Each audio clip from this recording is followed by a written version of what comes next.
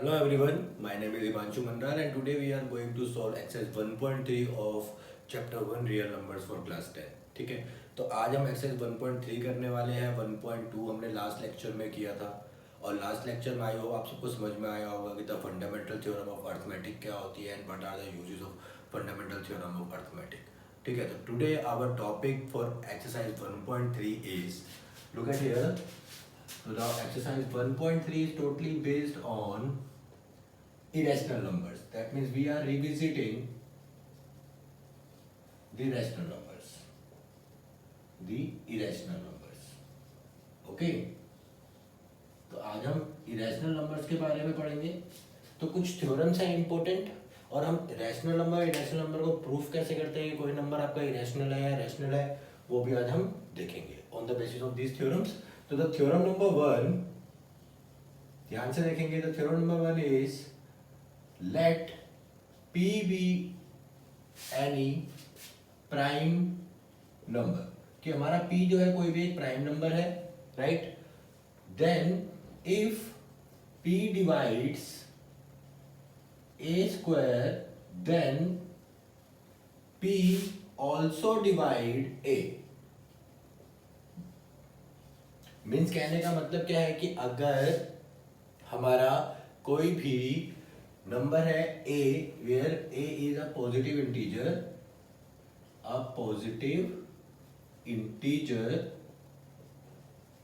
कहने का मतलब क्या है कि अगर कोई p प्राइम नंबर है वो किसी पॉजिटिव नंबर के इंटीजर के स्क्वायर को डिवाइड करता है तो ऑब्वियस सी बात है कि वो उसको भी डिवाइड करेगा. ठीक है, तो जैसे हम एग्जांपल लेके समझ लेते हैं. For example 3 divides 81. ओके, तो 3 किसको डिवाइड करता है? 81 को डिवाइड करता है. ओके, तो now that means 3 divides 9 square. और अगर वो किसी नंबर के स्क्वायर को कर रहा है तो उसका मतलब क्या आ गया इस थ्योरम से कि 3 डिवाइड्स 9 ऑल्सो. तो यहाँ पे जो आपका a है वो क्या है? आपका 9 है. तो ये थ्योरम क्या कहती है कि अगर आपके पास कोई भी p है तो वो अगर a स्क्वायर को डिवाइड कर रहा है तो वो किसको डिवाइड करेगा? a को भी डिवाइड करेगा. ठीक है. And the second theorem, it is the most important theorem जिसका हम प्रूफ भी देखेंगे. तो the theorem number 2 is under root p is a irrational number where P is any prime. ठीक है, कि क्या कहने का मतलब क्या है कि अगर P कोई प्राइम नंबर है तो उसका स्क्वायर रूट हमेशा एक इरेशनल नंबर ही आएगा. ठीक है, तो इसको हम याद देखेंगे और इसको अभी हम कहते हैं बेटा कि under root P is a irrational number where P is a prime. P जो है हमारा एक प्राइम नंबर है. तो हम इसका प्रूफ देखते हैं. ठीक है, इसको हम प्रूफ करते हैं. तो देखो there are 2 ways of method to prove something. अगर हमें किसी चीज को मैथ्स में प्रूफ करना होता है तो उसके 2 मेथड है कि आप उसी चीज को लो और उसको उसी के मेथड से सॉल्व कर दो. दूसरा होता है कॉन्ट्राडिक्टरी मेथड. कॉन्ट्राडिक्टरी मेथड में क्या होता है कि फॉर एग्जांपल मेरे को इसने बोला है कि आपको अंडर रूट p को इरेशनल नंबर प्रूफ करना है. तो हम क्या करेंगे, उसका है ना अपोजिट लेट कर लेंगे. मीन्स हम लेट कर लेते हैं, मान लेते हैं कि अंडर रूट p जो है वो क्या है? एक रैशनल नंबर है. और अगर वो एक रैशनल नंबर है तो हम उसको प्रूफ कर पाएंगे. और अगर हम उसको प्रूफ नहीं कर पा रहे हैं कि वो एक इरेशनल नंबर है, that means our assumption is wrong. That means if our assumption is wrong, that means our the under root p is a rational irrational number. Means कहने का मतलब क्या है कि अगर वो रैशनल प्रूफ नहीं हो पा रहा है तो ऑब्वियस सी बात है उसका अपोजिट होगा ट्रू, क्योंकि वाली स्टेटमेंट जो आपने लेट की थी वो फॉल्स है. अगर आपकी फॉल्स स्टेटमेंट है तो अपोजिट वाली क्या हो जाएगी? ट्रू हो जाएगी. और ट्रू हो जाएगी तो उसका मतलब क्या है कि आपका जो नंबर है वो एक इरेशनल नंबर बन जाएगा. ठीक है, तो इसी को हम प्रूफ करते हैं इस तरीके से. ध्यान से देखेंगे तो लेट कर लेते हैं बच्चों हम यहाँ पर. Let p be any prime and under root p is a rational number. Okay हमने क्या किया, रैशनल नंबर मतलब उसका अपोजिट मान लिया। And if it is a rational number this implies क्या कह सकते हैं कि under root p can be written in the form of a by b, right, where b is not equal to 0 because ये आपने rational number माना है। And here a and b are co-primes. Co-primes का मतलब I hope सबको सब पता होगा।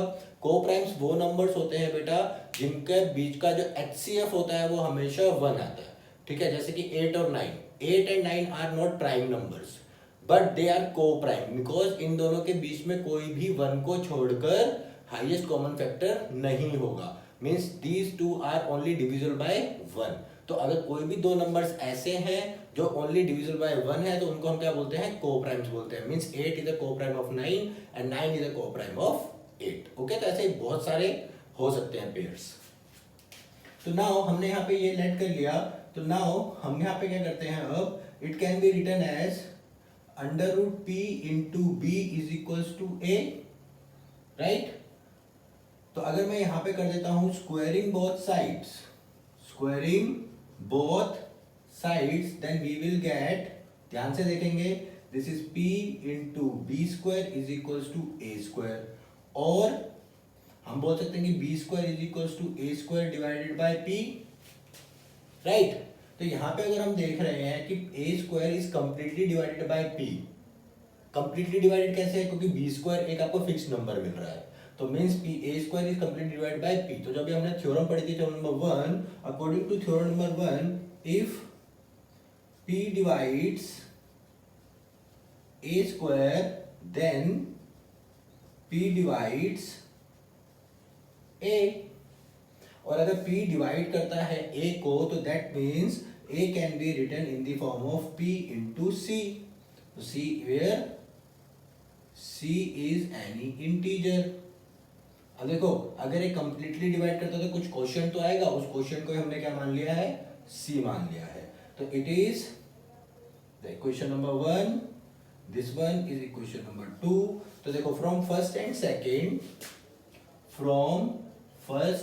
सेकेंड वी विल गेट, हमें क्या मिल जाएगा बच्चों कि हमारा जो बी स्क्वायर है वो ए स्क्वायर की वैल्यू हम पुट कर देते हैं p into c, that means p square into c square divided by p। तो एक p से एक p कैंसिल हो जाएगा, तो यहाँ पे आपका आ गया b square is equal to p into c square, और c square is equal to b square divided by p। Okay तो अगर यहां से हम देखें this implies p divides b square, if p divides b square this implies p divides b, right। तो यहां पे अगर हम देखें तो p is a common factor of a and b, क्योंकि यहां पर आपका p a को भी डिवाइड कर रहा है और b को भी डिवाइड कर रहा है, that means the HCF between a and b is not equals to 1। Okay वो क्या आएगा आपका p आएगा। तो हमने तो क्या माना था कि ये दोनों को-प्राइम्स हैं, बट हमने क्या देखा कि जब हम इसको सॉल्व कर रहे हैं तो वो दोनों को-प्राइम नहीं आ रहे हैं। Okay that means our assumption is wrong, हमारी assumption क्या हो गई है यहां पर, wrong हो गई है, but this contradicts that under root p is a irrational number। कहने का मतलब क्या हो गया कि जो हमारा अंडर रूट पी है फिर वो क्या होना चाहिए, एक इरेशनल नंबर होना चाहिए, क्योंकि जब हमने उसको क्या माना था, एक इरेशनल नंबर माना था, तो वो उसकी कंडीशंस को सेटिस्फाई नहीं कर रहा था। दैट मींस ए और बी आपके को-प्राइम्स होने चाहिए, वो को-प्राइम नहीं बन रहे थे। ओके आई होप आप सबको ये चीज समझ में आ गई होगी, ठीक है। तो इसको आप आराम से नोट करिए, it is an important theorem, ये आपसे पेपर में भी पूछी जाती है। This and this exercise 1.3 is very important for exam point of view. इससे आपका एक क्वेश्चन पेपर में रहेगा ही रहेगा, आइदर ऑफ 2 मार्क्स और 3 मार्क्स।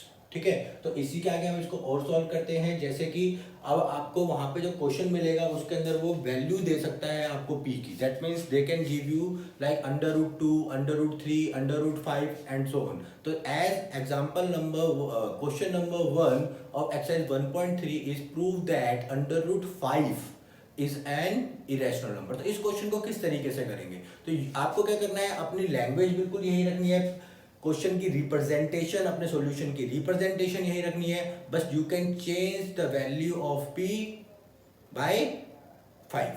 तो यहाँ पे आपका 5 है, जैसे कि मैं इसको यहीं पे कर देता हूं कि this is question number 1 okay of exercise 1.3, और आपको क्वेश्चन में बोला है कि √5 इज अ, प्रूव करो √5 is an irrational number. Prove that, question में क्या है आपका, prove that √5 is an irrational number. तो आपको जब प्रूव करना है कि √5 इज एन इरेशनल नंबर, तो आपको स्टेटमेंट सारी सेम यूज करनी है, बस you can just put the value of p is equal to 5। तो जहां जहां पे आपका p है वहां वहां पे हम क्या कर लेते हैं, इसको चेंज कर देते हैं। तो let √5 is a rational number. तो √5 को हम किस फॉर्म में लिख सकते हैं बच्चों, a बाई b की फॉर्म में लिख सकते हैं, और a और b क्या होंगे, को प्राइम होंगे। तो now √5 can be represented as this, okay, and if you can squaring both side then 5 into b square is equals to a square, or a square is divisible by 5, and if p divides, that means 5 divides a square, that means 5 divides also a, okay, that means a can be represented in the form of 5 into c, that means 5c, okay। तो जहां पे आपका p था वहां पे अब आप क्या पुट कर दो, 5 पुट कर दो, ओके। तो b square is equal to 5 into c square, और b square is divisible by 5, that means 5 divides b square और 5 divides b, that means p5 is a common factor of a and b, hence HCF of a and b is not equals to 1, our assumption is wrong, this contradicts that √5 is a irrational number।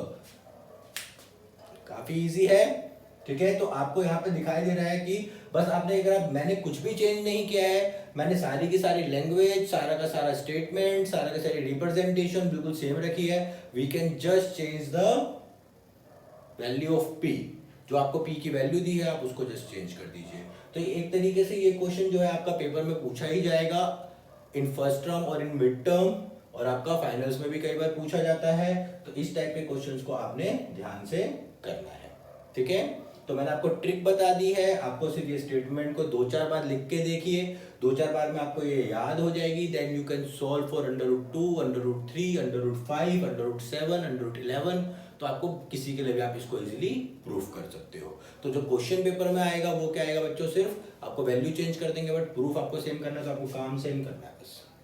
Fine, now come to the next question, okay. तो the question number 2 is prove that 3 + 2√5 is irrational. तो इस type का question भी बेटा आपसे ना question पूछा जाएगा, किसमें, आपसे पेपर में। तो ये 2 मार्क्स का ही क्वेश्चन पूछा जाता है, 3 मार्क्स में नहीं आता, बिकॉज इसका जो प्रूफ है वो थोड़ा छोटा होता है, बहुत बड़ा नहीं होता, जैसे कि हमारा क्वेश्चन नंबर 1 का था, ठीक है। तो काम हमें वही करना है जो अभी तक हम करते हैं, कि लेट कर लेते हैं कि 3 + 2√5 is a rational number, right? That means this implies 3 + 2√5 can be expressed in the form of a by b, where b not equals to 0, or and a and b are co-primes, ठीक है, ये तो हम जानते हैं, ठीक है, okay. तो such that 3 minus a by b is equals to 2√5, we can interchange the positions, और इसको हम कैसे लिख सकते हैं, this is 3b minus a by 2b is equals to √5। Fine, 2 को मैं डिवाइड में ले आया, और we can take LCM here, okay. कोई प्रॉब्लम, आई होप किसी को कोई प्रॉब्लम नहीं होगी, इतनी समझ में आ गई होगी। तो since A and B are integers.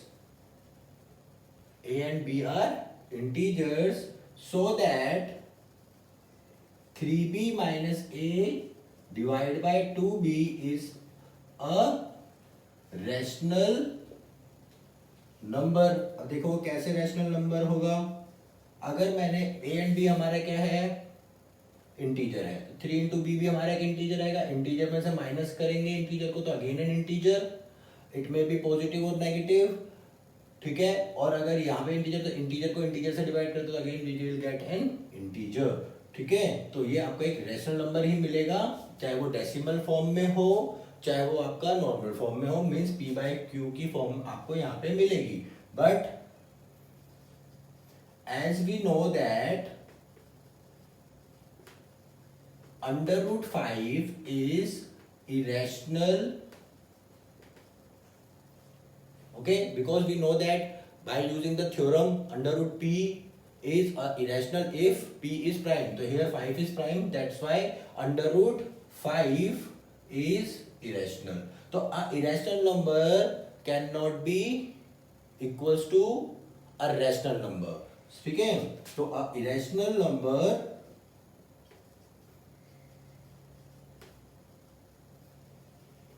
cannot be equal to a rational number.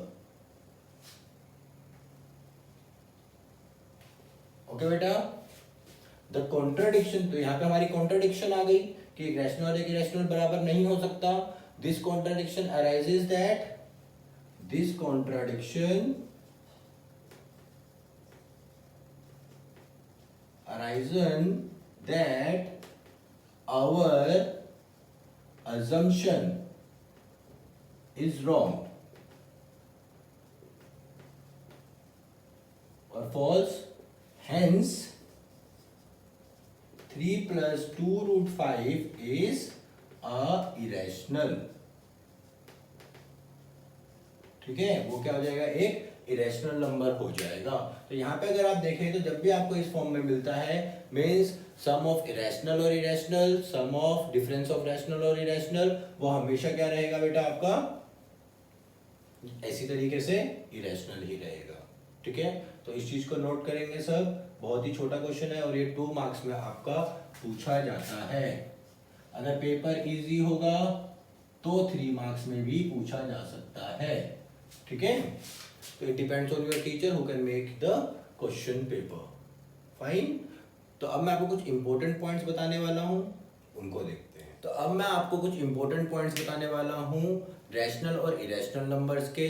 जब हम इन दोनों पे कोई ऑपरेशन अप्लाई करते हैं तो हमें रिजल्टेंट किस तरीके का मिलता है. तो ये पॉइंट्स आपको याद रखने हैं. इस टाइप के क्वेश्चंस आपको एमसीक्यू सॉल्व करने में ये नोट्स आपको हेल्प करेंगे. ठीक है. तो यहाँ पे आप ध्यान से देखेंगे, इंपॉर्टेंट पॉइंट्स हैं आपके, important points. Okay. First thing, मैं यहाँ पे आई को रिप्रेजेंट कर रहा हूं इरेशनल नंबर से और आर को रिप्रेजेंट कर रहे हैं हम रैशनल नंबर से. तो पहले हम ऑपरेशन अप्लाई करते हैं रैशनल नंबर्स पे. That means rational plus rational number is always a rational. First one. अगर हम 2 रैशनल नंबर्स को ऐड करते हैं तो हमें एक अगेन रैशनल मिलता है. एक रैशनल माइनस रैशनल करते हैं तो भी हमें एक रैशनल नंबर ही मिलेगा.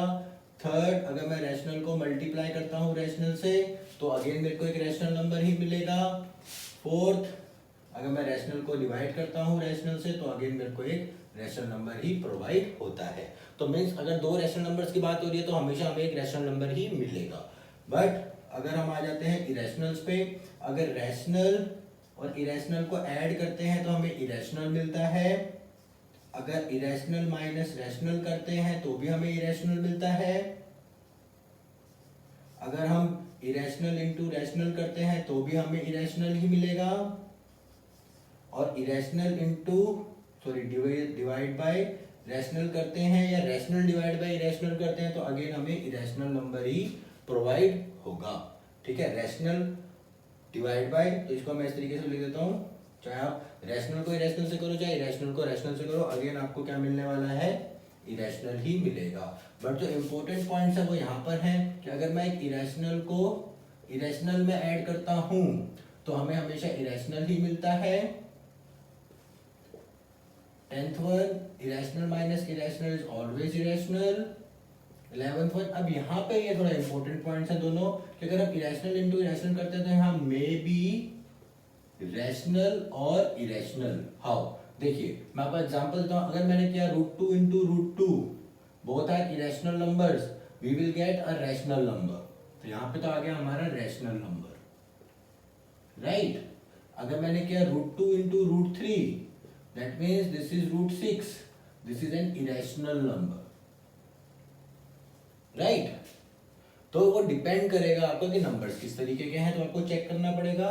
And the 13th one is irrational divide by irrational, it is also may be rational और इरेशनल। दैट मीन्स अगर मैं दोनों नंबर सेम ले लेता हूं तो मुझे हमेशा रैशनल मिलेगा, और अगर मैं दोनों नंबर्स डिफरेंट लेता हूं तो मेरे को हमेशा इरेशनल ही मिलेगा। तो आई होप आप सबको ये समझ में आ गया होगा। इनको आप नोट कर लीजिए, आपके एमसीक्यू सॉल्व करने में आपकी बड़ी हेल्प करने वाले हैं, और आपको आंसर की प्रिडिक्शन भी पहले से ही हो जाएगी। फाइन, तो ये थी आपकी exercise 1.3। In next video I will teach you how to solve exercise 1.4 of chapter 1 real numbers. तो मेरी वीडियोस को लाइक करें, शेयर करें, and subscribe my channel also.